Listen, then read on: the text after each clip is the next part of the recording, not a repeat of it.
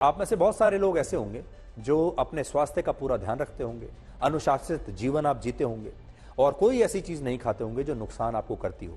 लेकिन इसके बाद भी अगर आज स्थिति यह है कि आपको कभी हॉस्पिटल जाना पड़ जाए, कोई बीमारी आपको हो ही जाए और आप अस्पताल पहुंच जाएं, तो हो सकता है वहां कोई बेईमान डॉक्टर आपको ठग ले, आप अपना सारा जीवन जिस अनुशासन में आपने बिताया है वो सारा की सारा एक झटके में खत्म हो जाए, क्योंकि वो डॉक्टर आपको गलत सलाह दे सकता है, गलत ट्रीटमेंट दे सकता है। आगे बढ़ने से पहले आपको एक बात बताना चाहते हैं, हमारे देश में ज्यादातर डॉक्टर्स आज भी बहुत ईमानदार हैं।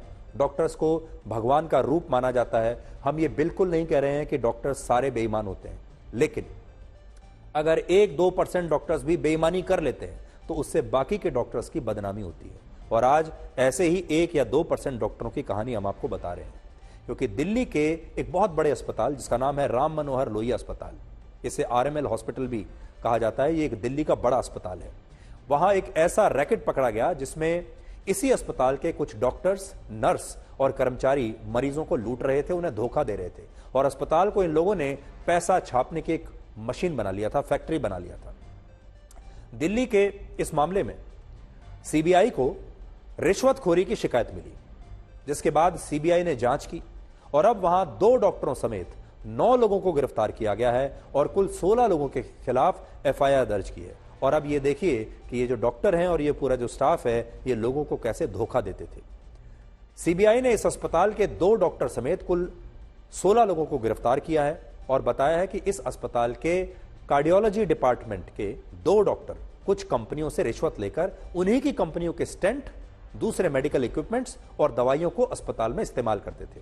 और कभी उन्होंने इसके लिए 25,000 रुपए की रिश्वत ली, कभी 36,000 की उनके बैंक में एंट्री है, कभी 1 लाख, कभी 2.5 लाख।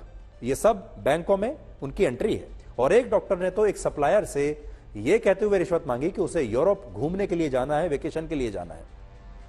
सबसे बड़ी बात यह कि जब इस सरकारी अस्पताल के बड़े बड़े डॉक्टर प्राइवेट कंपनियों से रिश्वत ले रहे थे, तब अस्पताल के बाकी कर्मचारियों ने भी मरीजों को लूटना शुरू कर दिया और वो बिना रिश्वत लिए मरीजों को इस सरकारी अस्पताल में भर्ती ही नहीं करते थे। एक गर्भवती महिला को तो 20,000 रुपए न देने पर अस्पताल से बाहर निकालने की धमकी दी गई थी।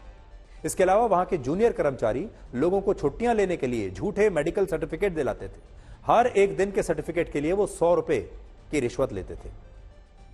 तो आप सोच सकते हैं कि हमारे देश में दिल्ली जैसे शहर में, जो कि भारत की राजधानी है, और RML जैसे बड़े अस्पताल में कार्डियोलॉजी डिपार्टमेंट में, यानी जो आपके हृदय के जो डॉक्टर हैं, वो आपको जानबूझकर धोखा दे रहे हैं और पैसा कमा रहे हैं। इसलिए आपको बहुत ही सावधान होने की जरूरत है।